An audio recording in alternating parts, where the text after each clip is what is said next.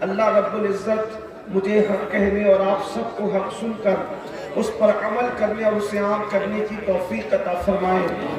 بہت دیر تک کوئی آپ کا وقت لینا منظور نہیں ہے، جتنی دیر تک آپ تھوڑی دیر میں سنیں گے بس اتنا ہی آپ کو سنایا جائے گا، لیکن آپ کی خصوصی توجہ چاہتا ہوں۔ یہ بزرگان دین کے جو عرس کی محفلیں ہوتی ہیں، آراس کی جو محفلیں ہوتی ہیں، اس میں آپ کو جمع کرنے کا ایک مقصد ہوتا ہے، اور وہ مقصد کیا ہے کہ جن نقوش پر چل کر، جس راستے پر چل کر یہ لوگ اللہ والے بنے ہیں، اللہ کے ولی بنے ہیں، وہ راستہ آپ کو بھی دکھایا جائے اور وہ بھولا ہوا سبق آپ کو، ہم سب کو یاد دلایا جائے۔ یہ جو عرس ہوتے ہیں یہ سب کے عرس نہیں ہوتے، عرس صرف اہل جنت کے ہوا کرتے ہیں، عرس جنتی لوگوں کے ہوا کرتے ہیں۔ اور جنت کا راستہ کیا ہے؟ جنت کا راستہ کون سا راستہ ہے؟ اب تک یقیناً ہمارے شعراء نے آپ کو جنت کا راستہ دکھایا ہوگا، مجھ سے پیشرو خطبہ نے بھی آپ کو جنت کا راستہ بتایا ہوگا، لیکن اللہ کے قرآن کی روشنی میں صرف ایک پوائنٹ آپ کو جنت میں جانے کا میں آپ کو بتانا چاہتا ہوں۔ انتہائی آسان ہے، جنت ملے گی، اور جنت ملنے کے لیے کیا طریقہ ہے، جنت ملنے کے لیے کون سا راستہ ہے۔ جنت اتنی مشکل نہیں ہے جتنا بدعقیدوں نے بتا دیا، اور جنت اتنی آسان بھی نہیں ہے جتنا ہمارے شعراء نے بتا دیا۔ اتنا بھی آسان جنت نہیں جس میں شاعری میں جنت بتائی جاتی ہے، اور اتنی مشکل بھی نہیں جو لوگوں کے بدعقیدوں کی محفلوں میں بتائی جاتی ہے۔ اسلام مذہب اعتدال ہے، کتنا آسان ہے جنت میں جانا۔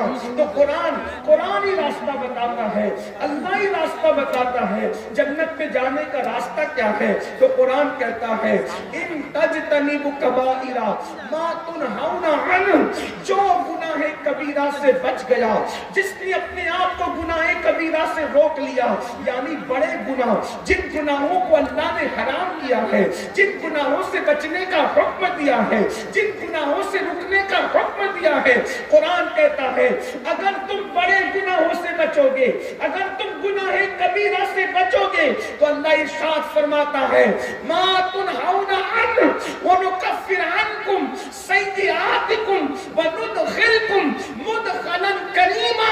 اگر تم بڑے گناہوں سے بچو گے تو ہم تمہارے چھوٹے گناہوں کو یوں ہی معاف کر دیں گے، اور تمہیں عزت کا ٹھکانہ جسے جنت کہتے ہیں اس جنت کے اندر ہم تم کو داخل کر دیں گے۔ نعرہ تکبیر! یہ کس کا وعدہ ہے؟ یہ اللہ کا وعدہ ہے۔ بچنا کس سے ہے؟ صرف بڑے گناہوں سے بچنا ہے، گناہ کبیرہ سے بچنا ہے۔ گناہ کبیرہ سے بچنا تمہارا کام ہے۔ میرے اللہ کا وعدہ سچا ہے، میرے رب کا وعدہ سچا ہے۔ ان اللہ لا یخلف المیعاد، اللہ کا وعدہ جھوٹا نہیں ہوتا، اللہ کا وعدہ سچا ہے، وہ اپنے وعدے کے خلاف نہیں کرتا، وہ اپنے وعدے کو پورا کرتا ہے۔ اب آئیے یہاں سننا یہ ہے بڑے گناہ کیا ہے، گناہ کبیرہ کیا ہے۔ تھوڑا اگر وقت میں جتنی گنجائش ہے کچھ گناہ کبیرہ آپ کے سامنے پڑھتا ہوں، اور آج سے ہم عہد کریں گے، میں بھی عہد کروں، آپ بھی عہد کریں کہ ہم سب بڑے گناہوں سے بچیں گے۔ میرے بھائیوں، جنت میں سب جانا چاہتے ہیں، لیکن بڑی معذرت کے ساتھ اچھی طرح یاد رکھنا، اگر میرا دامن پکڑو گے تو جنت نہیں ملنے والی جب تک قرآن کا دامن نہ پکڑو۔ اگر پیر کا دامن پکڑو گے تو جنت نہیں ملنے والی جب تک قرآن کا دامن نہ پکڑو۔ یاد رکھنا، سچا پیر وہی ہے جو قرآن کی تعلیم بتاتا ہے۔ اگر کوئی یہ کہے کہ جو جی میں آئے کرو میں تمہیں جنت میں لے جاؤں گا، تو یاد رکھنا کسی کی طبیعت نہیں چلے گی، صرف قرآن و سنت کی تعلیم ہمیں جنت میں لے کر کے جائے گی۔ اور یاد رکھنا ہمارے جتنے پیر ہیں، صدیق اکبر سے لے کر آج تک کے مشائخ تک، سب نے ہمیں قرآن کا راستہ بتایا، سب نے ہمیں حدیث کا راستہ بتایا۔ اچھی طرح یاد رکھنا، ہزاروں کی تعداد میں عرس کے نام پہ جمع ہونے والوں، میری قوم کے جوانوں، آج کتنا اچھا دن ہے، آج کتنی اچھی رات ہے، اتنے لوگ کس کو ملتے ہیں، اتنے لوگ کہاں آتے ہیں؟ اور ایک بات آپ کو بتا دوں، جہاں 40 مومن جمع ہوتے ہیں ان میں ایک اللہ کا ولی ہوتا ہے، یہاں تو ہزاروں لوگ جمع ہیں۔ اللہ اکبر! زمین کے اندر کے اولیاء تو موجود ہے، زمین کے اوپر کے اولیاء بھی ہمارے درمیان موجود ہے۔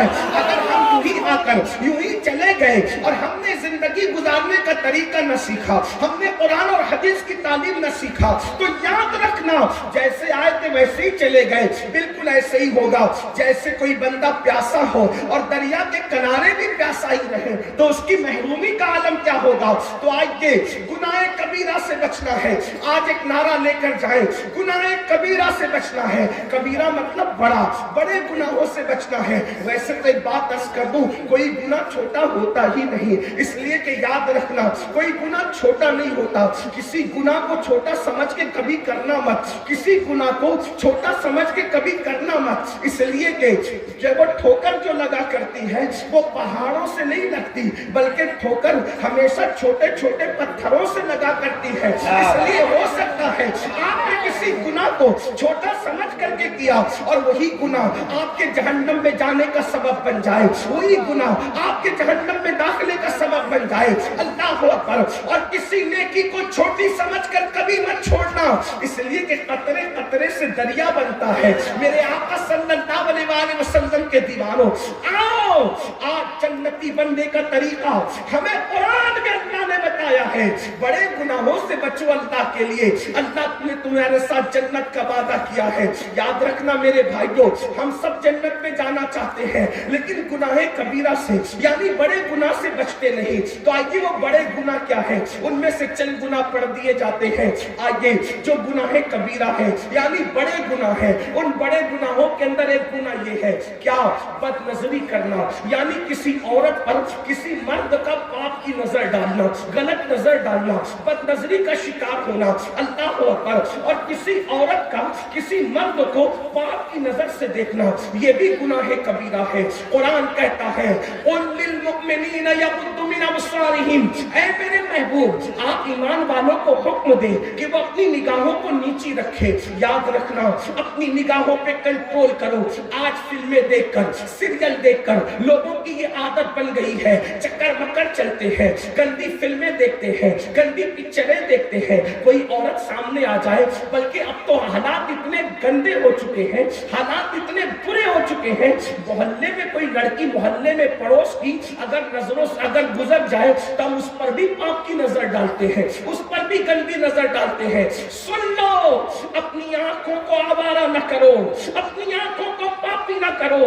مصطفیٰ جان رحمت کے غلاموں اچھی طرح سے سن لو، میرے اور تمہارے سچے نبی مصطفیٰ جان رحمت صلی اللہ علیہ وسلم نے فرمایا، جس نے کسی عورت کو پاپ کی نظر سے دیکھا ہوگا، جس مرد نے کسی عورت کو گندی نظر سے دیکھا ہوگا، یا کسی عورت نے کسی مرد کو گندی نظر سے دیکھا ہوگا، میرے اور تمہارے سچے نبی فرماتے ہیں اس کی آنکھوں میں قیامت کے دن جہنم کی آگ کی بنی ہوئی سلاخیں اس کی آنکھوں میں ڈالی جائے گی۔ یہ جہنم کی آگ کیا ہے؟ یہ کوئی کہانی قصہ نہیں ہے۔ جہنم کی آگ کیا ہے؟ اللہ کے نبی مصطفیٰ جان رحمت صلی اللہ علیہ وسلم فرماتے ہیں تمہاری دنیا کی آگ سے 69 درجہ زیادہ، یعنی اللہ اکبر 69 درجہ زیادہ، 69 درجہ زیادہ دنیا کی آگ سے جہنم کی آگ تیز و ترار ہے۔ یعنی کہ دنیا کی آگ کو اگر 69 درجہ ایسے ہی حرارت اور بڑھائی جائے تو کتنی تپش ہوگی، کتنی حرارت ہوگی۔ اللہ کے سچے نبی غیب کا نبی صلی اللہ علیہ وسلم فرماتے ہیں جہنم کی آگ میں دنیا کی آگ سے 69 درجہ زیادہ حرارت ہے۔ یعنی کہ جہنم کی آگ کو اللہ اکبر 70 مرتبہ جب رحمت کے پانی سے دھویا گیا ہے تب کہیں جا کر کے دنیا کی آگ بنی ہے۔ آپ اندازہ کریں دنیا کی آگ کا یہ عالم ہے تو اس سے 69 درجہ زیادہ جو آگ میں حرارت ہوگی، جو آگ میں تپش ہوگی، اس کی حرارت کا عالم کیا ہوگا۔ اور پھر میرے آقا فرماتے ہیں عورتوں کو گندی نظر سے دیکھنے والے، عورتوں کو پاک کی نظر سے دیکھنے والے، ان کی آنکھوں میں جہنم کی آگ کی سلاخیں ڈالی جائے گی۔ میری قوم کے جوانوں یہ گناہ بے لذت کیوں کرتے ہو؟ کسی لڑکی پر نظر پڑے تو اس کو بہن کی شکل میں کیوں نہیں دیکھ سکتے؟ اگر بڑی ہو تو اس کو ماں کی شکل میں کیوں نہیں دیکھ سکتے؟ اگر چھوٹی ہو تو اس کو بیٹی کی شکل میں کیوں نہیں دیکھ سکتے؟ ہر عورت کو باپ کی نظر سے دیکھا ہے، ہر عورت کو گندی نظر سے دیکھا جاتا ہے۔ سن لو، جس کی آنکھیں اتنی کمزور ہو، جس کی آنکھیں اتنی نازک ہو، اگر ہمارا پلک کا بال ٹوٹ کر ہماری آنکھ میں آ جائے تو بتاؤ ہم اس کو برداشت کر پاتے ہیں؟ اپنی ہی پلک کا بال اگر اپنی آنکھ میں ٹوٹ کر کے آئے ہم اس کو برداشت نہیں کر سکتے۔ عورتوں کو پاپ کی نظر سے دیکھنے والوں، جب تمہاری آنکھوں میں جہنم کی آگ کی سلاخیں ڈالی جائے گی اس وقت ان آنکھوں کا کیا بنے گا؟ اللہ اکبر۔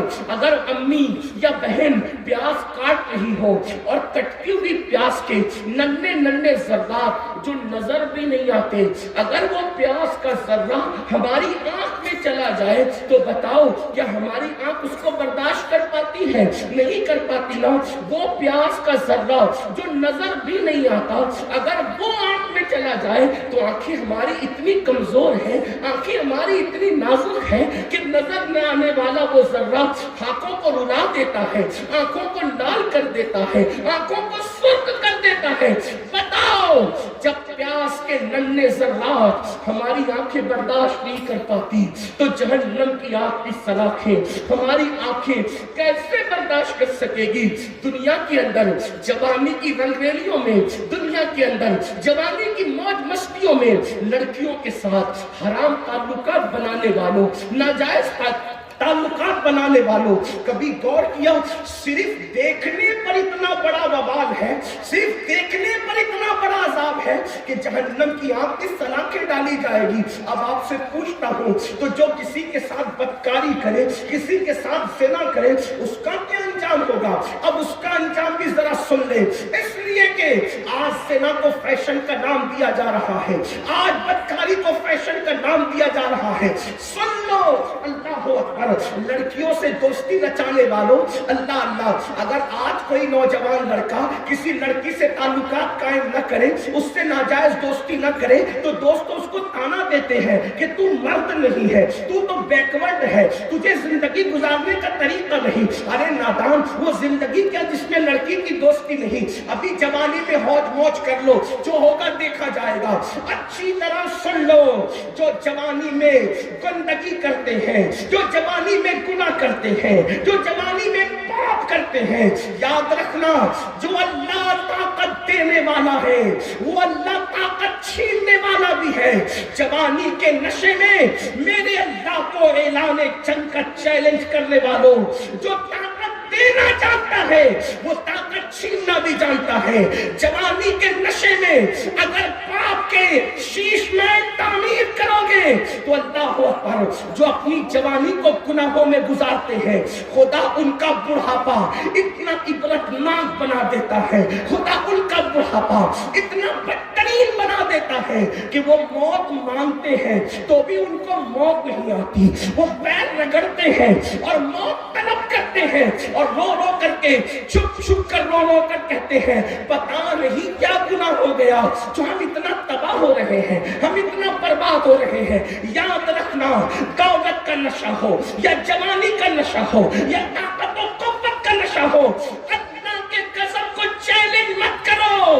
کوئی دیکھے نہ دیکھے، اللہ سب کو دیکھ رہا ہے۔ رات کی تاریکی میں گناہ کرنے والوں، دن کے اجالے میں گناہ کرنے والوں، تنہائی میں گناہ کرنے والوں، سن لو، ہم کسی ایسے خدا کو نہیں مانتے جو مٹی اور پتھر کا ہے، ہم تو اس خدا کو مانتے ہیں جو ہماری شہرت سے زیادہ قریب ہے۔ قرآن کہتا ہے وَمَعَكُمْ أَيْنَمَا كُنْتُمْ، تم جہاں کہیں ہو اللہ تمہارے ساتھ ہے۔ اس اللہ سے ڈرو۔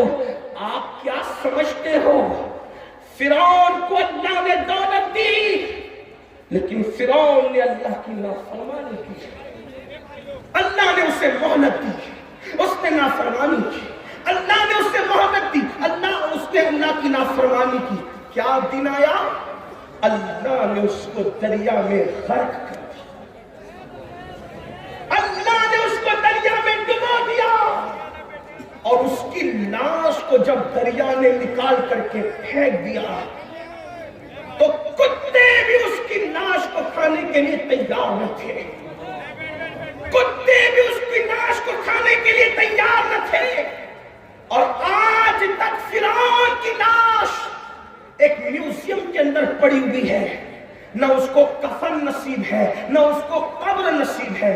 کیا آپ یہی چاہتے ہیں؟ فرعون کی لاش ہر دولت مند کو پکار پکار کر عبرت کی دعوت دے رہی ہے۔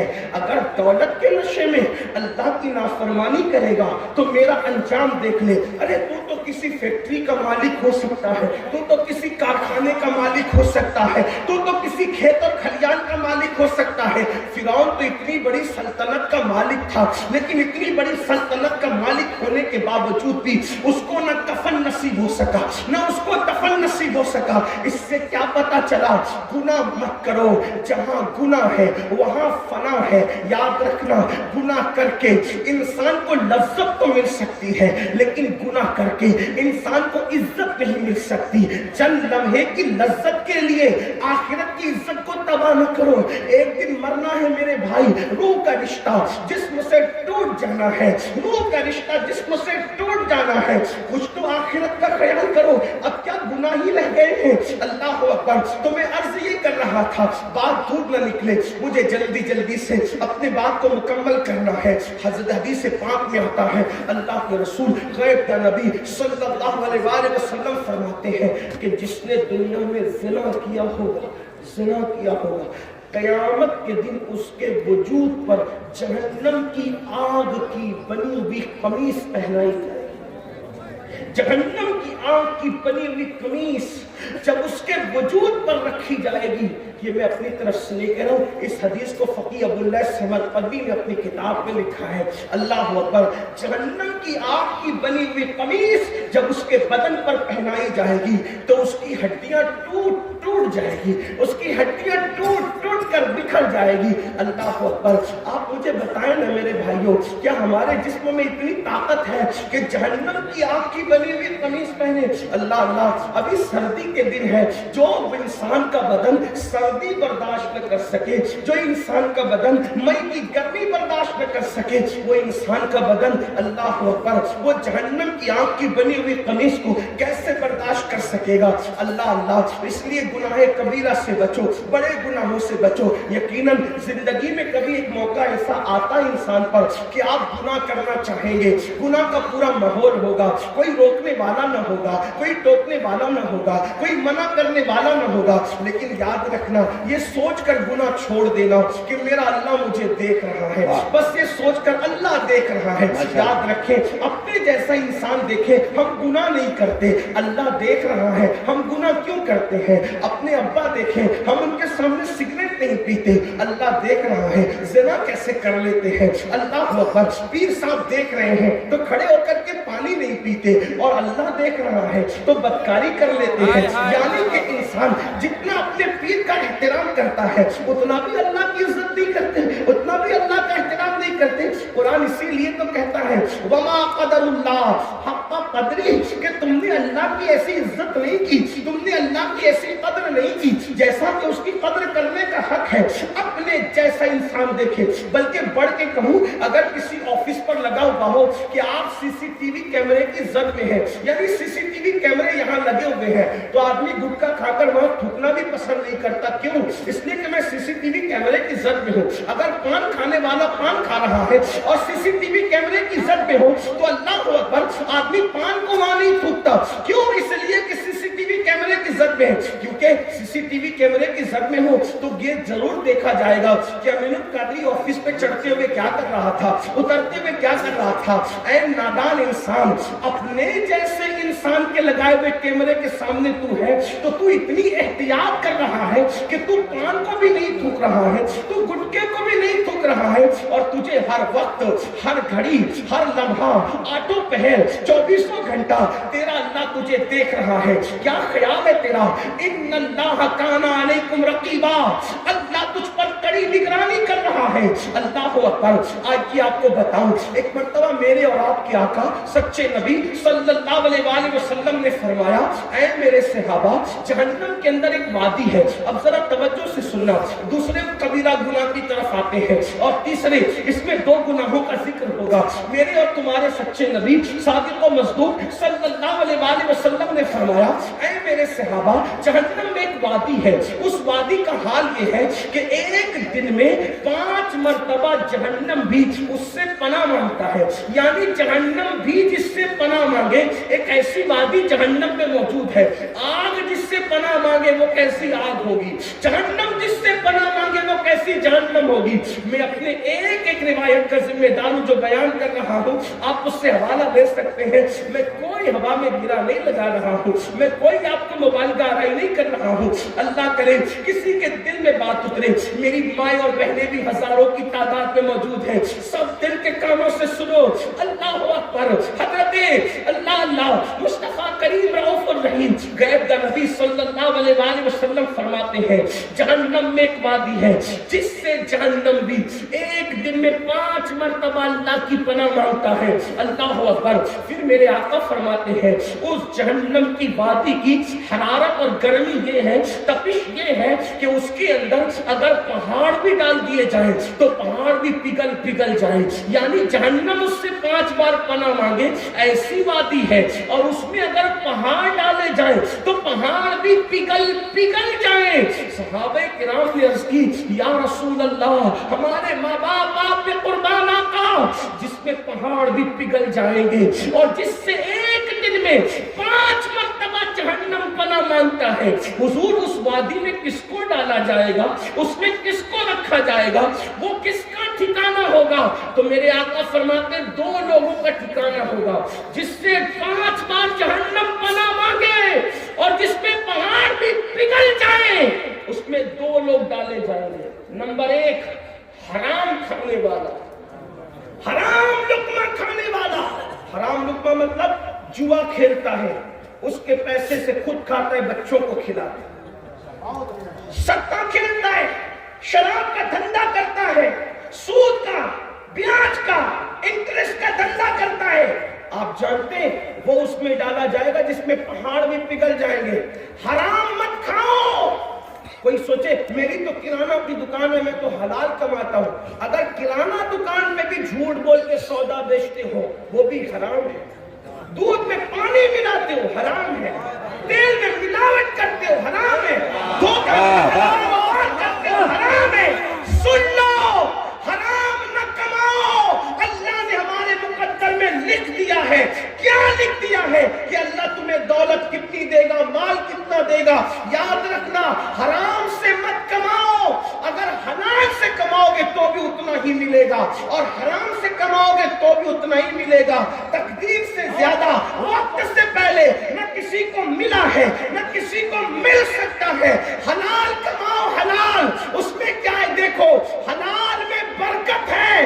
حلال دیر سے آتا ہے، حلال کم آتا ہے، لیکن برکت اللہ نے رکھی ہے. اور حرام زیادہ آتا ہے، جلدی آتا ہے، لیکن اس میں برکت نہیں ہوتی. ایک آسان مثال سے آپ کو سمجھاؤں، دیکھو اور غور کرو. اللہ اکبر. کہ کتے کتنے بچے پیدا کرتا ہے؟ کتے کے کتنے بچے ہوتے ہیں؟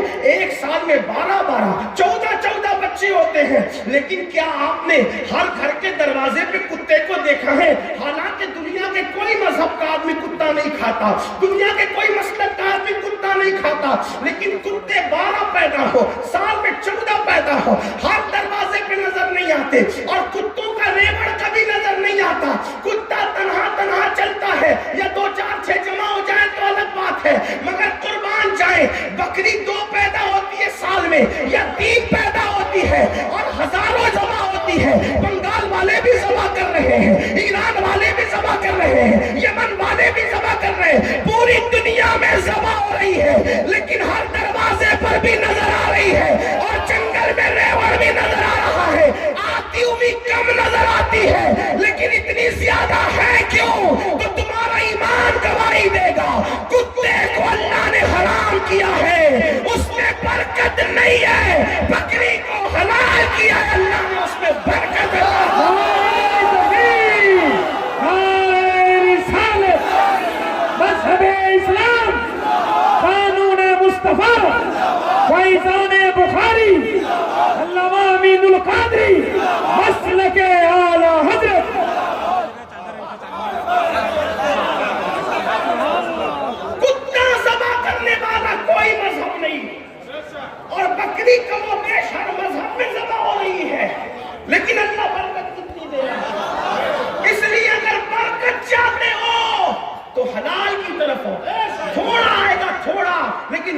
زیادہ ہوگی. ایک اور بات عرض کروں, اللہ جس سے ناراض اس میں برکت نہیں, اور اللہ جس سے راضی اس میں برکت نہیں. توجہ آپ کی, دھیان ہے آپ کا. دیکھو یزید اللہ اس سے ناراض تھا. یزید 14 بیٹے چھوڑ کے مرا, اور ایک روایت کے مطابق 8 چھوڑ کے مرا, لیکن یزید کی نسل نظر نہیں آتی کیونکہ اللہ اس سے ناراض تھا. اور حسین سے اللہ راضی ہے, ایک بیٹا چھوڑ کر دنیا سے گئے. آج مسلمانوں کا کوئی محلہ نہیں ہے جہاں پہ اولاد حسین موجود.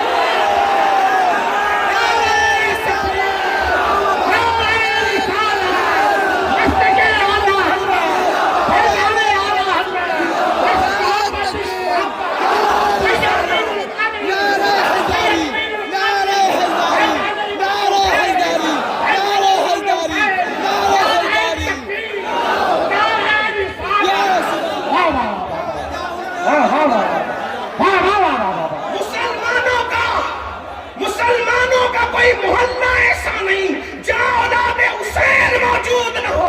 ارے بنگال کے اشتہارات میں بھی یہ سادات بخاری اولاد حسین. عراق جاؤ تو شیخ رفاعی اولاد حسین, بغداد جاؤ تو شیخ عبد القادر جیلانی اولاد حسین, کیونکہ وہ حسنی بھی ہے وہ حسینی بھی ہے. غریب نواز اولاد حسین ہے, بختیار کاکی اولاد حسین ہے, محبوب الہی نظام الدین اولیاء اولاد حسین ہے, خواجہ عثمان ہارونی اولاد حسین ہے. کیا پتا چلا جس سے اللہ راضی رہتا ہے اس میں برکت دیتے.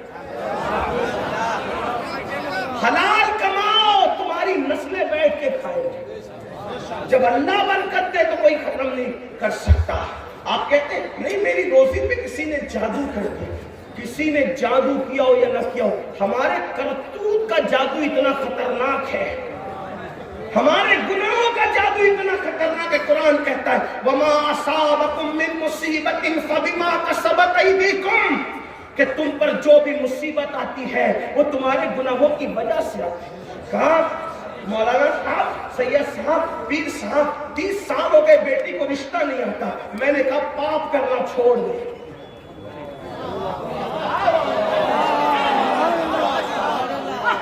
یہ ہنسی کی بات نہیں ہے, اور کام کی بیٹیوں سے کہتا ہوں اگر گھر میں بیٹھی بغیر رشتے کی لڑکوں کی کمی نہیں ہے, گناہ کرنا چھوڑ میری بہن. تجھے ایسے گھر کا رشتہ آئے گا نیکی کی برکت سے, تیرا گمان بھی نہیں جائے. اب آپ کو لگے گا کہ یہ مولوی لوگ کو بلائے تقریر کے لیے کچھ بھی بول کے جا رہے. دلیل پیش کروں آپ کو. دیکھو اگر نیکی کرو گے تو اتنے اونچے گھرانے کا رشتہ آئے گا تقوی کی وجہ سے, لیکن تقوی اللہ کے لیے ہونا چاہیے, کسی کو دکھانے کے لیے نہیں. پتہ چلا اوپر سے تقوی اندر تو خالی ہے. حضور علیہ السلام کو بات التقوی ہاہنا, تقوی یہاں ہے, گردن میں نہیں ہے جو گردن جھکا کے بیٹھتے ہو. گردن نہ جھکاؤ, دل جھکاؤ. ٹوپیاں خوبصورت نہ پہنو, دل کو خوبصورت بناؤ.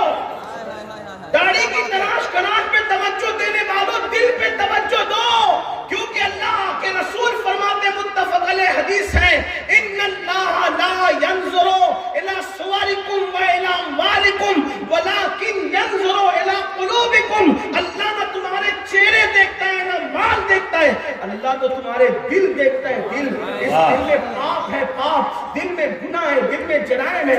اگر بچیوں کو نیک بننے پر اچھا رشتہ نہ آئے, میری زبان کاٹنے میں کوئی چیلنج کے ساتھ بات کرنے والا آدمی نہیں, لیکن مجھے اپنے نبی کے فرامین پہ اتنا یقین ہے. یاد رکھنا جس تقوی سے اللہ مل سکتا ہے اس تقوی سے اچھا شوہر نہیں مل سکتا. جس تقوی پرہیزگاری سے اللہ مل سکتا ہے اس سے اچھی بیوی نہیں مل سکتی.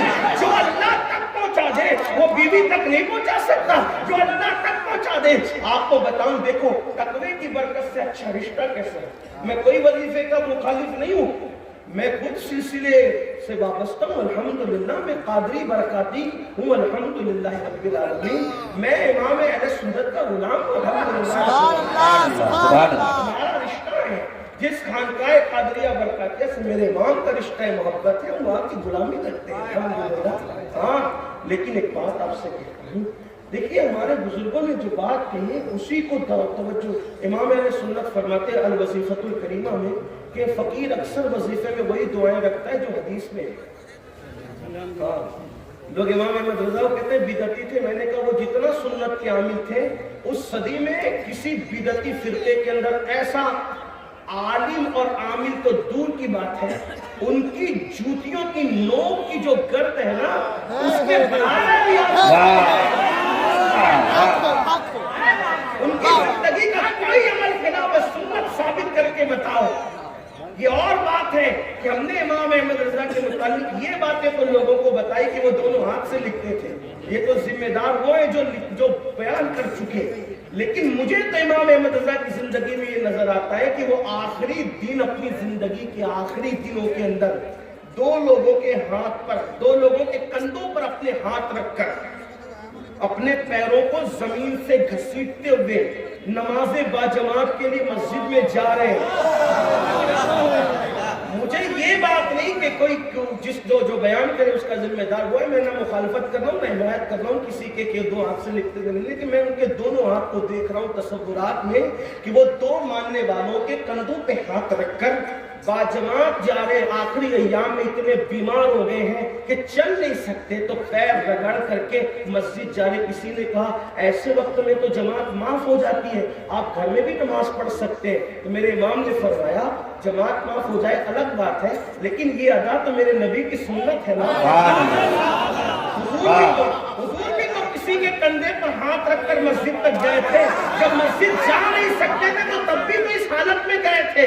بات جماعت کے معاف ہونے کی یا اس کے ادا کرنے کی نہیں ہے، ہم عشق کے بندے ہم ثواب کے سوداگر نہیں ہیں، ہم عشق کے بندے ہیں۔ ہم تو دیکھ رہے ہیں کہ محبوب کی ادا کیا ہے، اسی ادا کو ادا کر رہے ہیں۔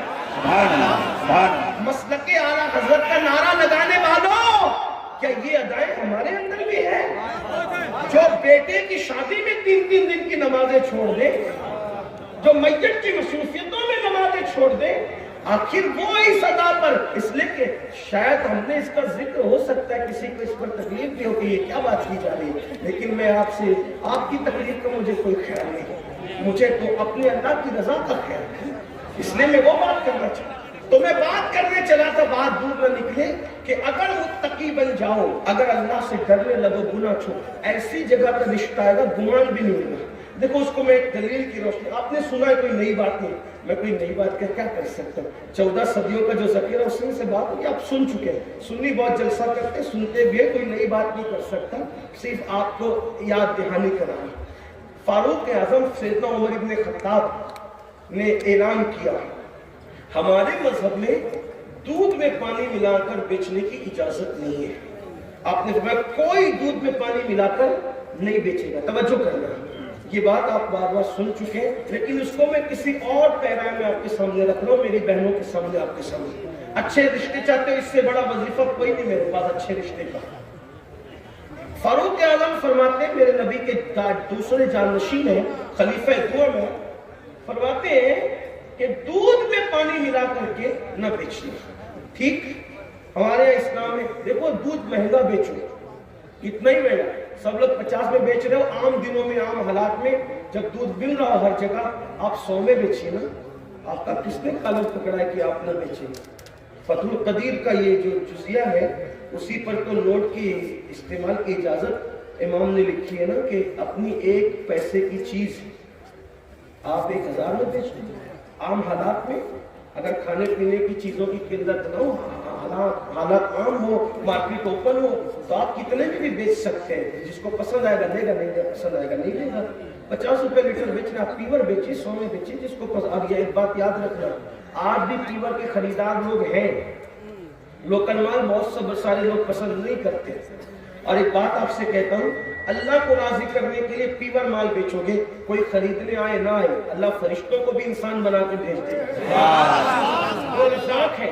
یہ باتوں کو آپ کسی مجذوب کی بڑھ کہہ سکتے ہیں، کسی دیوانے کی آواز کہہ سکتے ہیں، لیکن عمل کر کے دیکھنا سچی بات ہے۔ تو عرض کیا کر رہا تھا، فاروق اعظم نے فرمایا پانی ملا کے نہ بیچنا۔ اب تو دودھ میں پانی ملا کے نہیں بیچا جاتا، اب تو پانی میں دودھ ملا کے بیچا جاتا ہے، چیک کریں، بلکہ اب تو دودھ بھی نہیں ہے، لوگ پتہ نہیں کیسے کیسے کیمیکل کے اندر جب وہ پانی ملا کر کے اس کو چائے بنا کر کے بیچتے ہیں۔ اب تو ریلوے اسٹیشن کی چائے پینے کی ہمت بھی نہیں ہوتی، پتہ نہیں دودھ ملا ہوا کہ کیا ملا ہوا، خدا جانے کیا ملا۔ یہ حالات ہے۔ لا الہ الا اللہ، اسلام کا نظام کتنا خوبصورت ہے۔ وقت کا امیر المومنین کہتے ہیں دودھ میں پانی ملا کے نہ بیچنے، اچھا پھر اس کے بعد کہہ کے سو نہیں جاتے۔ آج لوگ اس لیے کرپشن کا شکار ہے کہ جو لوگ قانون پاس کرتے کرپشن کے خلاف، وہی کرپشن کے اندر گرفتار ہے۔ کرپشن کا خاتمہ اس وقت ہوگا قانون پاس کرنے والا پہلے عمل کرے، یہ بات ہے۔ تو فاروق اعظم نے بنایا دودھ میں پانی ملا کے نہ بیچنا، ٹھیک بات ہو گئی۔ لیکن رات کو نکلتے تھے مدینہ شریف کی گلیوں میں گھومنے کے لیے، کون کرپشن کر رہے ہیں، کون کیا کر رہے ہیں۔ اچانک ایک کانپتی بھی بوڑھی آواز فاروق اعظم کے کان میں پڑی، کانپتی بھی بوڑھی آواز، بیٹی۔ جی ممی، جی امی، میں اپنے الفاظ میں کہہ رہا ہوں، اور نہ کہیں کہ یہ عربی میں ممی کہاں سے آ گیا، ایسا نہیں ہے۔ کچھ لوگ تقریر سننے بھی آتے ہیں تو ایسا نہیں ہے، بات اپنے لہجے میں کہی جاتی ہے، تو عربی میں جی بھی نہیں ہے، ٹھیک ہے، لیکن بات تو آپ کی کرنی ہے نا، ورنہ عربی متن آپ کے سامنے پڑھوں گا تو آپ کو کیا سمجھ میں آئے گا۔ اور میری گزارش یہ میری عادت بھی ہے کہ میں بہت ہلکی زبان استعمال کرنا چاہتا ہوں تاکہ میرے کسان بھائی بھی سمجھ لیں، چھوٹے چھوٹے بچے بھی سمجھ لیں۔ یہ تو کہا جی امی کیا بات ہے؟ کہا کہ بیٹا جلدی سے دودھ میں پانی ملا دو، رات کا آخری پہر ہے۔ بوڑھی ماں اپنی جوان بیٹی سے کہتی دودھ میں پانی ملا۔ بوڑھی ماں کی آواز سن کر جوان بیٹی کی طرف جب کان لگے فاروق اعظم تو اس نے کہا امی تمہیں پتہ نہیں امیر المومنین نے منع کیا نا دودھ میں پانی ملا کر بیچنے سے، میں دودھ میں پانی نہ ملاؤں گی۔ تو کیا کہا بیٹی وہ امیر تو ہمارا سو رہا ہوگا، عمر سو رہے ہوں گے، وہ کہاں دیکھ رہے ہیں؟ تو پتہ ہے جوان بیٹی نے کیا کہا، امی امیر تو نہیں دیکھ رہا ہے لیکن تیرا اور میرا اور امیر کا خدا تو دیکھ رہا ہے۔ واہ سبحان اللہ۔ اب اس پر یہاں تک تو آپ نے سنا، اب توجہ کریں۔ فاروق اعظم یہ سن کر آنکھیں چھلک پڑی کہ جوانوں میں ایسے لوگ موجود ہیں، ابھی بھی جوان ایسے لوگ موجود ہیں میرے مذہب میں، میرے مدینے میں۔ تو وہاں پر آپ نے نشان لگا دیا، گھر پہ نشان لگا دیا، نشان لگائے گھر گئے، آنکھ میں آنسو تھے۔ صبح ہوئی، اپنے بیٹوں کو جمع کیا اور جمع کر کے فرمایا دیکھو میں بوڑھا ہو چکا ہوں، اب میں کوئی شادی نہیں کر سکتا، تم میں کون ہے جو اس لڑکی سے شادی کرے گا جو اللہ سے ڈر کر کے دودھ میں پانی نہیں ملا رہی تھی، اس سے کون شادی کرے گا؟ آپ کے ایک بیٹے تیار ہو گئے کہ ابو میں شادی کروں گا۔ آپ دیکھیں کوئی رشتے میں کسی بچولیا کو ڈالا گیا، کسی اغوا کو ڈالا گیا، کسی اغوا نے اغوائی کی، ایک لڑکی کا تقویٰ، اللہ اکبر، مدینہ منورہ کے عام گھرانے کا رشتہ نہیں آیا، وقت کے امیر المومنین کا رشتہ بغیر مانگے گھر تک کے چل کر آیا، اور وہ تقوی کی برکت تھی، پرہیزگاری کی برکت تھی، اور پھر فاروق اعظم کی وہ لڑکی بہو بن گئی، وقت کے امیر المومنین کی بہو بنی۔ کیوں؟ ڈگری کی وجہ سے نہیں، حسن کی وجہ سے نہیں، مال کی وجہ سے نہیں، نسب کی وجہ سے نہیں، صرف تقوی کی برکت سے امیر المومنین کی بہو بنی۔ اور صرف امیر المومنین کی بہو نہیں بنی بلکہ جب اس لڑکی کی شادی ہوئی تو اللہ نے فاروق اعظم کے بیٹے اور اس لڑکی سے ایک اور بیٹی عطا فرمائی، اور اس بیٹی کا نکاح پھر ایک جگہ ہوا، اسی بیٹی سے جو بیٹا پیدا ہوا اسی بیٹے کو دنیا نے حضرت عمر ابن عبدالعزیز کے نام سے جانا پہچانا۔ یعنی وہ صرف عمر کی بہو نہ بنی بلکہ 14ویں پہلی صدی کا مجدد اور دوسرے امیر المومنین، عظیم امیر المومنین جو ہے ان کی نانی بھی بن رہی ہے نا، وہ عمر ابن عبدالعزیز کی نانی بھی بن رہی ہے، ایک اور امیر المومنین کی، یعنی عمر ابن عبدالعزیز کی نانی بنی وہ۔ پتہ چلا تقوی کی برکتیں یہ ہیں۔ تو میرے آقا علیہ السلام کے پیارے دیوانوں، بات دور نکلی، عرض کیا کر رہا تھا کہ حرام نہ کماؤ۔ اور ایک اور جملہ دیکھیے، آپ اگر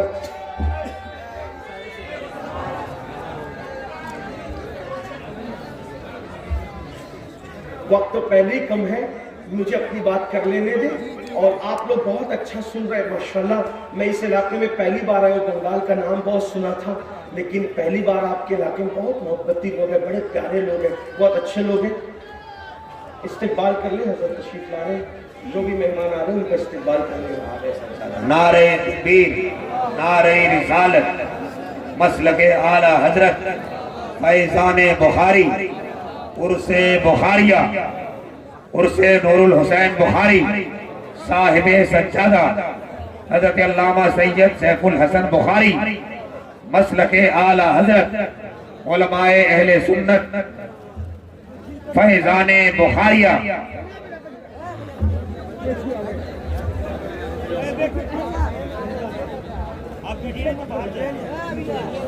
اچھا اگر آپ استقبال نعرہ تکبیر، نعرہ رسالت، مسلک اعلی حضرت فیضان اعلی حضرت فیضان بخاری، فیضان بخاری، خانقاہ بخاریہ، خانقاہ بخاریہ، پیر طریقت حضور سید شاہ نور الحسن بخاری، حضور سید محمد سیف الحسن بخاری، حضور سید سعد بابا بخاری، نعرہ تکبیر، نعرہ رسالت۔ اگر استقبال ہو گیا تو بیٹھ جائیں۔ بیٹھ جائیں، آپ لوگ ادب سے بیٹھ جائیں۔ مصافہ صاحب صاحب زیادہ تشریف لا چکے ہیں، آپ درود شریف پڑھیں، میں اپنی گفتگو مکمل بیٹھ جائیں آپ لوگ۔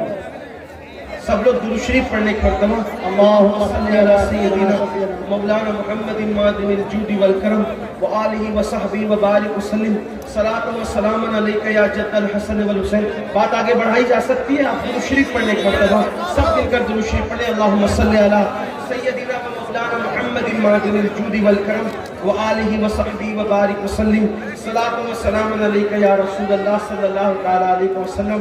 میں نے پہلے بھی کہا تھا، ابھی بھی کہتا ہوں، صاحب سجادہ کو مبارکباد پیش کرتا ہوں۔ ماشاءاللہ انہوں نے محنتیں کی، کاوشیں کی، علاقے کے علماء کرام سادات کرام نے محنت کی، اتنی خوبصورت محفل سجی ہے، بہت خوبصورت چیز ہے، آپ لوگ سن بھی رہے ہیں۔ ایک بار پھر بلند آواز سے عاشقوں کی طرح درود شریف پڑھ لیں آپ۔ اللہم صلی علی سیدنا ومولانا محمد معدن الجود والکرم وآلہ وصحبہ وبارک وسلم صلاۃ و سلام علیک یا رسول اللہ۔ تو یاد رکھیں، تقویٰ بڑی عظیم چیز ہے، گناہ سے بچنا بڑی عظیم چیز ہے، پرہیزگاری بڑی عظیم چیز ہے۔ تو میرے آقا صلی اللہ علیہ وآلہ وسلم نے فرمایا کہ جہنم کے جس طبقے میں جو پہاڑ بھی پگھل جائیں گے، اور جہنم کا وہ طبقہ جس سے جہنم بھی ایک دن میں 5 مرتبہ پناہ مانگتا ہے، اللہ اکبر، اس میں جن کو ڈالا جائے گا وہ 2 لوگ ہیں۔ نمبر 1 کون؟ جو حرام کھانے والا، اور یاد رکھنا آج کل مسلمانوں میں سود کا لین دین بھی عام ہو رہا ہے، لوگ سود کھا رہے ہیں، اور یاد رکھیے سود لینا بھی حرام ہے، سود دینا بھی حرام ہے، یعنی کہ بیاج جس کو کہتے ہیں۔ اللہ اکبر، کہیں کسی کا نام پر، کہیں کسی نام پر، کہیں کسی نام پر سود کو عام کیا جا رہا ہے۔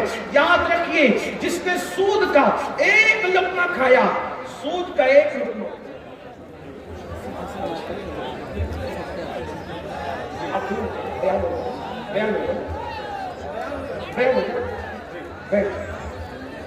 بیٹھ جائیں۔ آپ سب کی محبتوں کا شکریہ۔ ایک بار درود شریف پھر پڑھ لیں اپنے آقا علیہ السلام کی بارگاہ میں۔ اللہ رب محمد صلی اللہ علیہ وسلم نحن بعد محمد صلی اللہ علیہ وسلم صلاۃ و سلام علیک یا جد الحسن والحسین۔ تو جس نے سود کا 1 لقمہ، 1 لقمے کی بات ہوئی، جس نے سود کا 1 لقمہ کھایا، گویا اس نے اپنی ماں کے ساتھ 36 مرتبہ زنا کیا۔ یعنی جو اپنی ماں کے ساتھ 36 بار زنا کرے، اس کو قیامت میں جو عذاب دیا جائے گا وہ سود کا 1 لقمہ کھانے والے کو دیا جائے گا۔ اب آپ بتائیں جو بیاج کا دھندا کرتے ہیں، انٹرسٹ کا کاروبار کرتے ہیں، ان کا کیا انجام ہوگا؟ اس لیے دنیا ہی سب کچھ نہیں ہے۔ اور اب گفتگو کو سمیٹتے ہوئے ایک آخری بات عرض کر دوں، سمیٹتے ہوئے کہ ایک بندہ تو وہ کہ جہنم میں پہاڑ جو پگھلیں گے، جس حصے میں پہاڑ پگھلیں گے، جس حصے میں پہاڑ پگھلیں گے، اس میں جس کو ڈالا جائے گا وہ کون؟ حرام کھانے والا۔ اس لیے اب حرام نہ کھانا۔ اور نمبر 2 کون؟ اب وہ دوسرا بندہ سن لے جو گناہ کبیرہ میں نے شروع کیا تھا، گناہ کبیرہ سے بچنے کا حکم ہے، بڑے گناہ سے بچنے کا حکم ہے۔ تو دوسرا کون بندہ اس حصے میں ڈالا جائے گا جس میں پہاڑ پگھلیں گے، اور ایک دن میں 5 مرتبہ جہنم بھی جس سے پناہ مانگتا ہے، اس طبقے میں اور کس کو ڈالا جائے گا؟ تو وہ دوسرے نمبر کا بندہ بندہ ہے جو نمازوں کو ترک کرتا ہے, جو نمازوں کو ضائع کرتا ہے, جو نمازوں کی پابندی نہیں کرتا, اس حصے میں ڈالا جائے گا. اے میری قوم کے جوانوں, آپ کی بہت بڑی تعداد ہے, ہندوستان میں جوان 60% ہے, 60% ہے. میرے بھائیوں, نماز کے نام پہ بھی جمع ہو جاؤ. دیکھو, سننے کے لیے, تقریر سننے کے لیے ہزاروں کی تعداد میں جمع ہوتے ہو, کاش کے عمل کے لیے بھی ہزاروں کی تعداد میں جمع ہو جاؤ.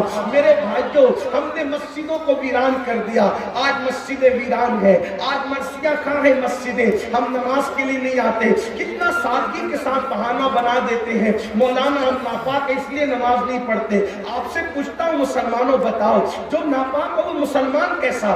آپ مجھے بتائیں تو صحیح. اللہ اکبر, اللہ اللہ. میرے بھائیوں, مسجدوں کی طرف آؤ. دیکھو, اپنے مسائل ہے. کسی کا کیا مسئلہ ہے؟ روزی روٹی کا مسئلہ ہے, کسی کا بیٹی کا مسئلہ ہے, کسی کی اولاد نہیں ہے. جس کو اولاد ہے, اولاد نافرمان ہے, کوئی بیماری میں مبتلا ہے, کوئی بربادی میں, کوئی تباہی میں ہے. میرے بھائیوں, یاد رکھو اپنے مسئلے کا حل اچھی طرح یاد رکھنا. سن لیں آپ لوگ,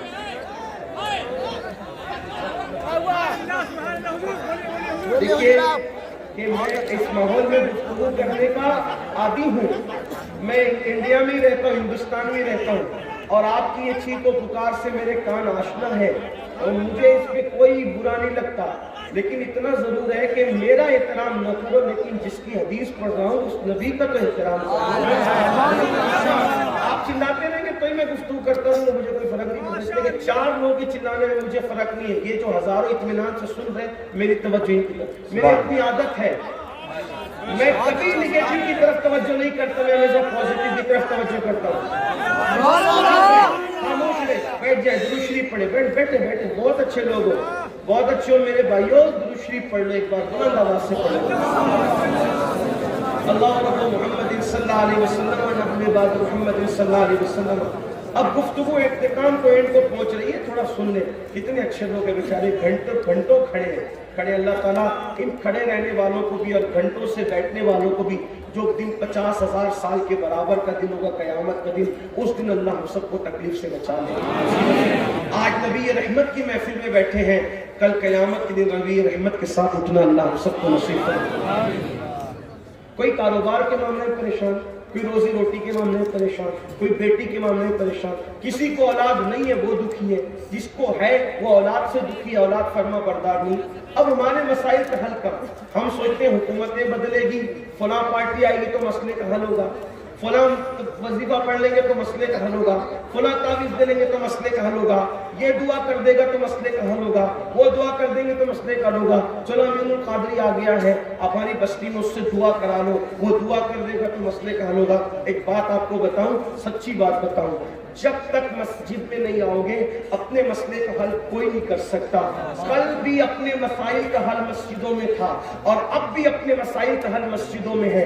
مجھ جیسا کیا, مجھ سے کوئی بہت بڑا بھی انسان آپ لے آؤ گے اور وہ بھی آپ کے لیے دعا کر دے, تو اللہ اس کی دعا بھی آپ کے حق میں قبول نہیں کرے گا. کیوں قبول نہیں کرے گا؟ کیونکہ اللہ کے رسول کا فرمان ہے, میرے اور تمہارے نبی کا فرمان ہے, میرے اور تمہارے آقا کا فرمان ہے کہ جو نماز چھوڑ دیتا ہے, نیکوں کی دعا سے اللہ اس کا حصہ ختم کر دیتا ہے, نیکوں کی دعا سے اللہ اس کا حصہ اٹھا لیتا ہے. بلکہ آپ کو یہ بات کہوں, مسلمانوں اگر نماز پڑھو تو تم کو میری دعا کی اور کسی کی دعا کی ضرورت نہیں ہے, کیونکہ ہمارے نبی ہمارے لیے 1450 سال پہلے اتنی دعائیں کر چکے ہیں کہ اب ہمیں مزید کسی کی دعا کی ضرورت نہیں ہے.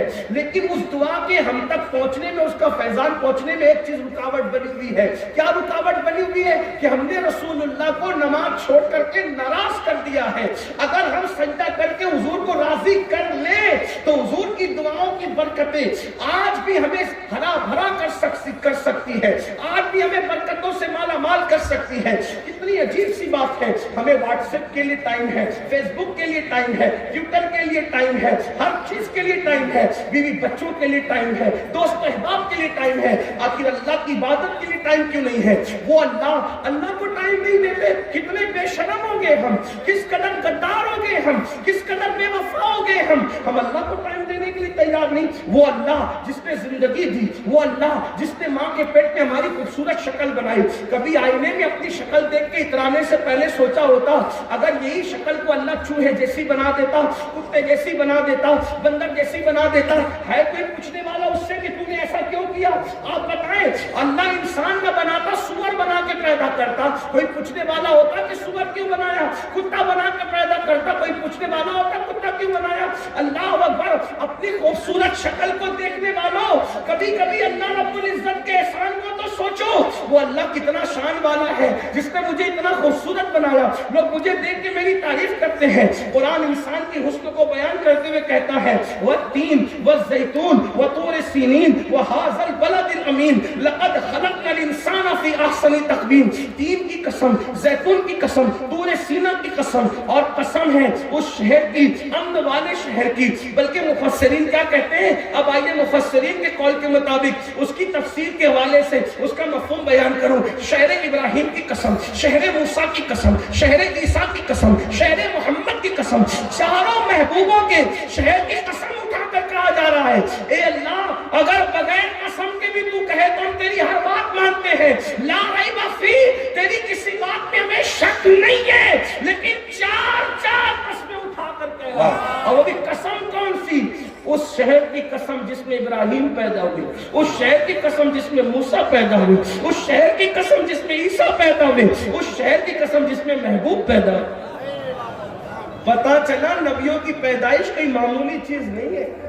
اللہ چار محبوبوں کے چار نبیوں کی مولود کی قسم اٹھا رہا ہے. اس سے پتا چلا مولود کی اہمیت کیا ہے. اس سے پتا چلا مولود کی اہمیت ہے. لوگ کہتے ہیں میلاد منانے سے کیا ہوتا ہے؟ میں نے کہا جو مناتے ہیں ان سے پوچھ کیا ہوتا ہے. کیا ہوتا ہے؟ میلاد منانے والے سے پوچھ. اگر کافر بھی میلاد منائے بھتیجا سمجھ کے تو جہنم میں اس کا عذاب بھی کم ہو جاتا ہے. جہنم میں اس کا عذاب بھی کم ہو جاتا ہے. اور کہا تم لوگ تو خواب کی باتیں بیان کرتے ہو. ہم نے کہا خواب کی بات ہم بیان کرتے تو مجرم ہوتے ہیں, امام بخاری نے بیان فرمایا ہے. اور کہا کہ آپ لوگ تو خواب کی بات, جب صحابی خواب بیان کر دے تب وہ خواب نہیں رہ جاتا, وہ روایت ہو جاتی ہے نا. تو بہرحال عرض یہ کر رہا تھا, ایک بات آپ کو بتاؤں میلاد سے کیا ہوتا ہے. توجہ آپ کی, میلاد سے کیا ہوتا ہے؟ جس کا کوئی تعلق بھی نہ ہو اس کو بھی میلاد کی برکت ملتی ہے. میلاد سے ہی ہوتا ہے. امام المتکلمین علامہ نقی علی خان اپنی کتاب میں لکھتے ہیں کہ جب قارون زمین میں دھسا, آپ کو پتا ہے قارون کیوں دھسا؟ لیکن دھسا اتنا تو پتا ہوگا, ابھی اس کی طرف جاؤں گا تو آدھا گھنٹہ اور چاہیے, لیکن اس کا نہیں کچھ کوئی ذکر کر. قارون زمین میں دھسا یہ تو پتا ہوگا آپ کو, قارون زمین میں دھسا. اب دھستا رہا. کب تک دھسا؟ موسیٰ علیہ السلام کے زمانے سے دھسا. اور کب تک دھستا رہا؟ رسول اللہ کی ولادت سے پہلے تک دھستا رہا. جیسے حضور کی ولادت ہوئی اور حضور کے قدم زمین کو لگ گئے, اللہ نے فرمایا اب قارون نہ دھسے گا کیونکہ محبوب کے قدم زمین کو لگ گئے. قارون کا کوئی تعلق ہی نہیں ہے. میلاد مصطفیٰ میں قارون کا کوئی تعلق نہیں, لیکن بات کتنی ہے, وَمَا أَرْسَلْنَاكَ إِلَّا رَحْمَةً لِّلْعَالَمِينَ. رحمت للعالمین نے پیر زمین پہ کیا رکھ دیے. اب وہ دھستا ہوا قارون نہیں دھس رہا ہے, وہ وہی رک گیا ہے. کیوں؟ حضور کی میلاد ہو گئی. اللہ, جب قارون جیسوں کو ایسی میلاد کی برکتیں نصیب ہوتی ہے تو غلامان مصطفیٰ کو کیسے نصیب ہوئی؟ سوچو تو صحیح. میلاد سے کیا ہوتا ہے؟ میں نے کہا میلاد سے یہ ہوتا ہے کہ ساری روئے زمین مسجد بنا دی جاتی ہے. مسجد بنا دی. ایک بات آپ کو بتاؤں, حضور نے کیا فرمایا؟ اللہ نے میری برکت سے روئے زمین کو کیا بنا دیا؟ کیا بنا دیا؟ یعنی کہ پہلے کے لوگوں کو عبادت کرنا ہوتا تھا تو عبادت خانے میں جانا پڑتا تھا. اب وہ مسلمان جہاں نماز کا ٹائم ہو نماز شروع کر دی. کیا جگہ ہے وہ؟ مسجد. ایک بات اس سے اور بتاؤں, جب مسجد ہو گئی روئے زمین تو مسجد کے اوپر کوئی زنا کرتا ہے کیا؟ مسجد کے اوپر کوئی شراب پیتا ہے کیا؟ مسجد کے اوپر کوئی چوری کرتا ہے؟ کوئی کرتا ہے مسجد میں چوری؟ حضور کہہ رہے کہ مسجد ہو گئی, یہ تو ہمیں سمجھ میں آ گیا اور یہی اس کا مطلب ہے کہ سجدہ گاہ بن گئی. لیکن جو چیز سجدہ گاہ ہے پھر وہ زنا گاہ کیسے ہو سکتی ہے؟ وہ شراب گاہ کیسے ہو سکتی ہے؟ وہ چوری گاہ کیسے ہو سکتی ہے؟ اس کا مطلب لوگ زمین کو کچھ مانے، تم تو سجدہ گاہ مان رہے ہو نا۔ جب تم سجدہ گاہ مان رہے ہو تو زمین کے اوپر پاپ کیوں کرتے ہو، گناہ کیوں کرتے ہو؟ زمین پہ گناہ کرنے نہیں آئے، زمین پہ سجدہ کرنے آئے، زمین پہ اللہ کی عبادت کرنے آئے۔ تو عرض کیا کر رہا تھا، ہمارے مسائل کا حل کل بھی مسجد میں تھا، سجدے میں تھا، اور آج بھی سجدے میں ہے، اور جب تک سجدہ نہیں کرو گے اس وقت تک کامیابی نہیں مل سکتی۔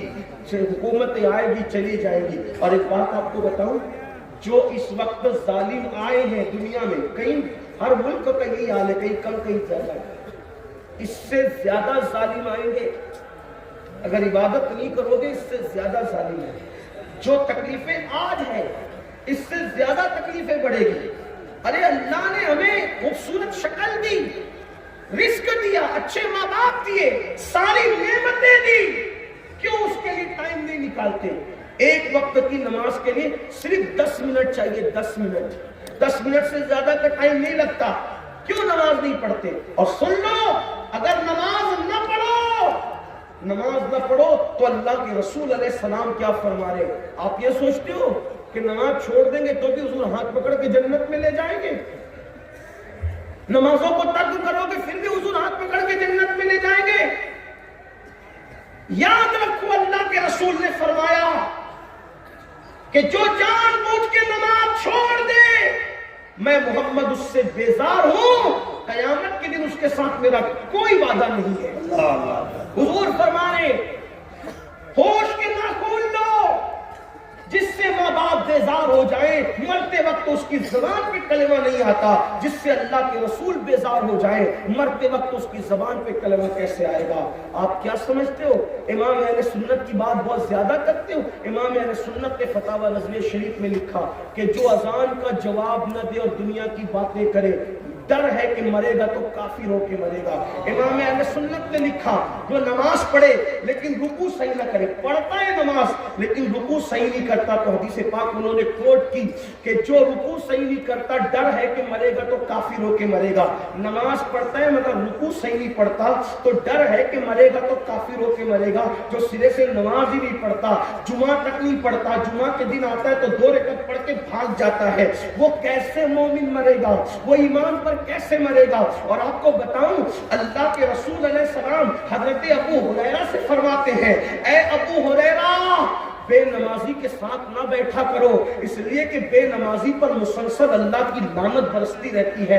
حضور اپنے صحابہ کو بے نمازی کے ساتھ بیٹھنے سے روکتے ہیں۔ آپ سے پوچھنا چاہتا ہوں، بے نمازی بن کر حضور کے عاشق کیسے ہو سکتے ہو؟ بے نمازی بن کر غوث اعظم کے عاشق کیسے ہو سکتے ہو؟ ہم تو قادری ہیں۔ میں نے کہا اپنا منہ آئینے میں دیکھو، کون سے قادری ہو؟ صرف کپڑا پکڑ کے کسی کو قادریت ملتی ہے؟ میرے جملے تلخ ہو تو معاف کر دینا، لیکن وہ غوث اعظم شیخ عبد القادر جیلانی جن کی قادریت پہ ناز کرتے ہو، غوث پاک فرماتے ہیں بے نمازی مرے اسے مسلمان کے قبرستان میں دفن مت کرو۔ جو غوث اعظم بے نمازی کو مسلمان کے قبرستان میں گوارا نہیں کرتے، قبرستان غوث پاک کا نہیں ہے، توجہ ہے آپ کی، قبرستان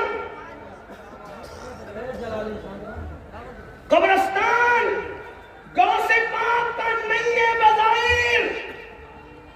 غوث پاک فرماتے بے نمازی مرے اسے مسلمان کے قبرستان میں دفن مت کرو۔ تو جو غوث پاک بے نمازی کو مسلمانوں کے قبرستان میں پسند نہیں کرتے، وہ غوث پاک بے نمازی کو اپنے سلسلے میں کیسے پسند کرتے؟ غوث پاک کے سلسلے میں غوث پاک کے مردے سے کوئی داخل ہوگا تو میرے بھائیوں نماز کی طرف آؤ، اور اگر نماز نہیں پڑھو گے تو پھر کون سے حصے میں داخل کیے جاؤ گے؟ میرے آقا صلی اللہ علیہ وآلہ وسلم فرماتے ہیں وہ جہنم کا حصہ جس سے جہنم بھی ایک دن میں 5 بار پناہ مانگتا ہے، اور وہ جہنم کا حصہ جس کے اندر پہاڑ بھی پگھل جائیں گے۔ میرے بھائیوں اپنی جوانی پہ رحم کرو، اپنے حال پہ رحم کرو، بتاؤ جس جہنم کے حصے میں پہاڑ بھی پگھل جائیں گے، تو جنت میں جائے گا۔ پھر ہوا کیا؟ جب ناپنے کے لیے چلے تو اللہ نے زمین کو حکم دیا زمین سمٹ جا اور اس کو ولیوں کے قریب کر دے، اور زمین سمٹ گئی اور اس کا لاشوں वलियों के करीब हुआ तो उसको फिर जन्नत में दाखिल कर दिया गया। आप अंदाजा करें, सिर्फ बनी इस्राइल के औलिया के करीब होने की वजह से, लाशा करीब होने की वजह से 100 को कत्ल करने वाला जन्नत में जाता है।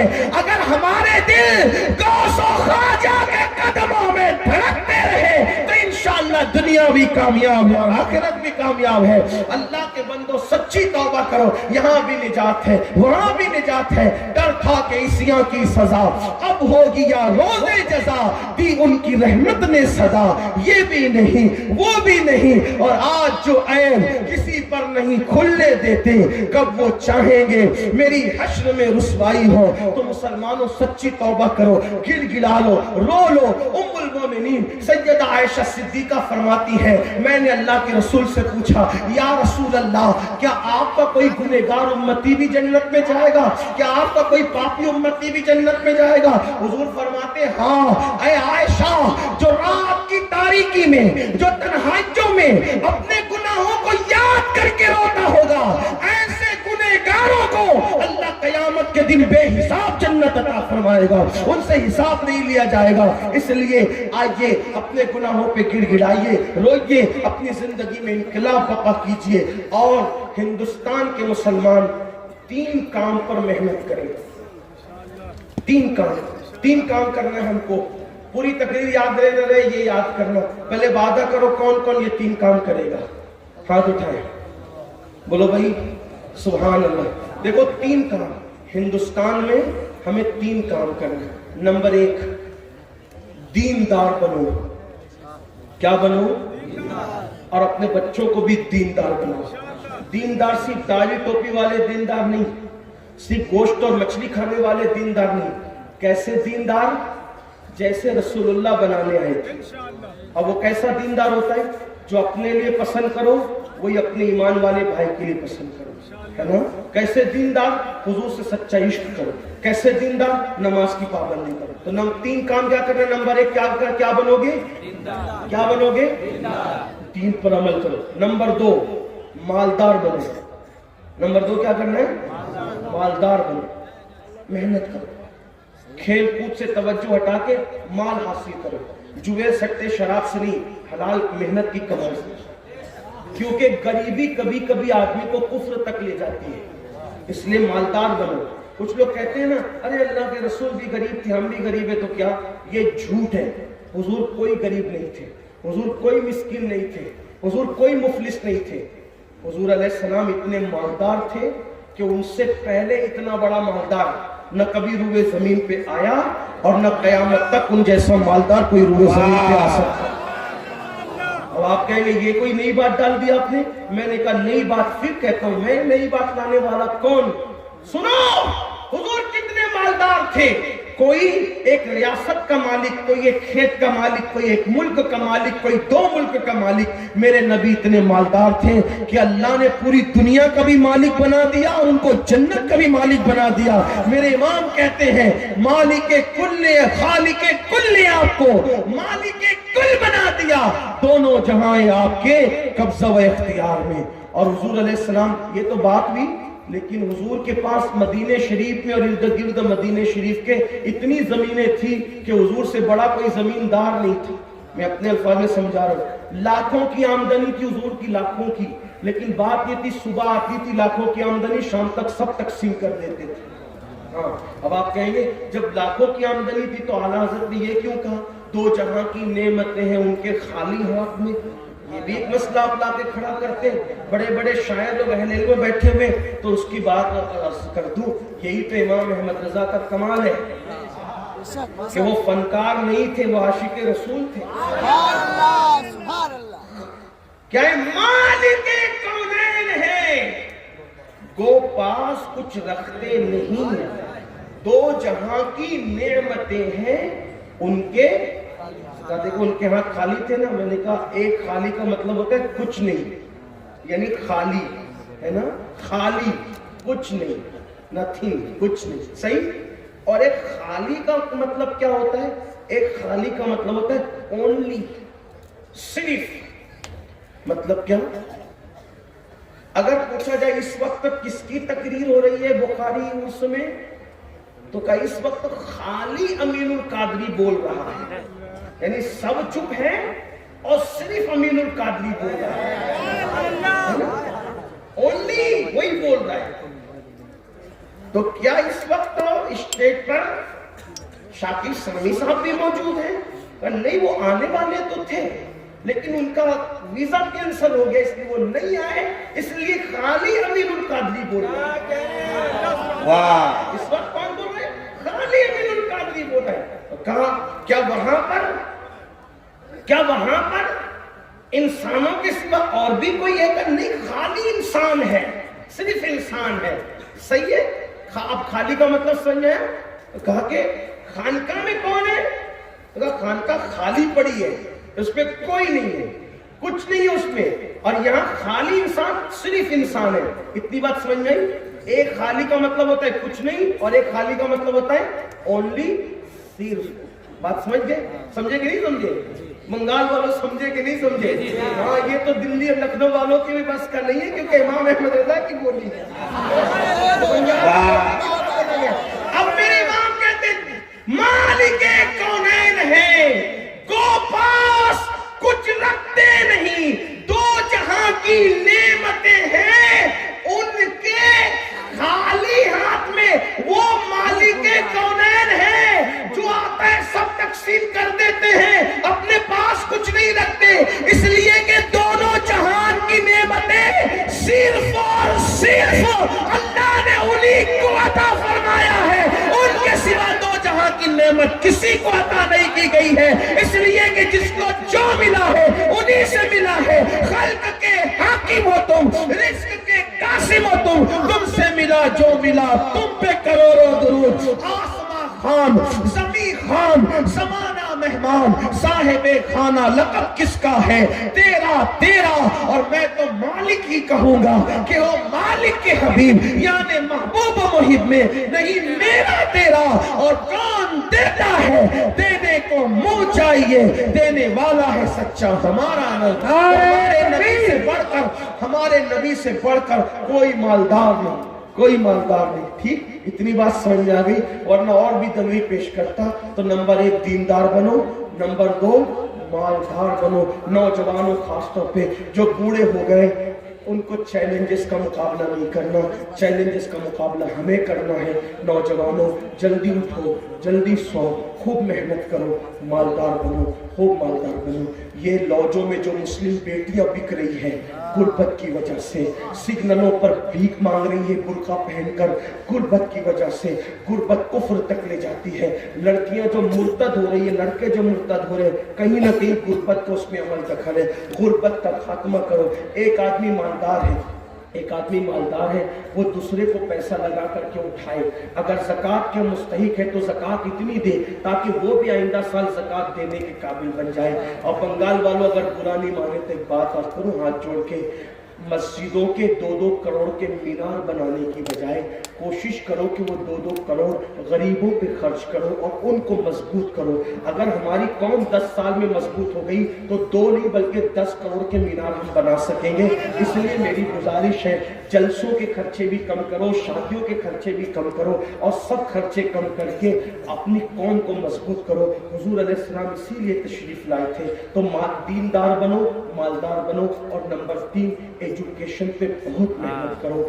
کوئی بھی جاہل نہ رہے، کوئی بھی ان پڑھ نہ رہے، خوب پڑھاؤ اپنے بچوں کو۔ 10ویں 12ویں تک کبھی مت رکنا، بلکہ اپنے بچوں کو IAS بناؤ، IPS بناؤ، ڈاکٹر بناؤ، انجینئر بناؤ۔ ڈاکٹر بھی BUMS والا مت بناؤ بلکہ MD اور اعلیٰ سے اعلیٰ ڈگری دلاؤ۔ اب آپ کہیں گے مولانا پیسے نہیں ہیں، میں آپ سے کہتا ہوں ہر سال عید پہ نیا کپڑا نہ بنانا پڑے، نہ بناؤ، دھلے ہوئے کپڑوں پہ عید کر لو، لیکن اپنے بچوں کی تعلیم پہ خرچہ کرو۔ اسی طریقے سے کسی اور جگہ پر پیسے لگانے کی بجائے 10 سال اگر ان 3 نکات پر آپ نے محنت کر دی، दीनदार बनो, मालदार बनो और एजुकेशन को आम करो।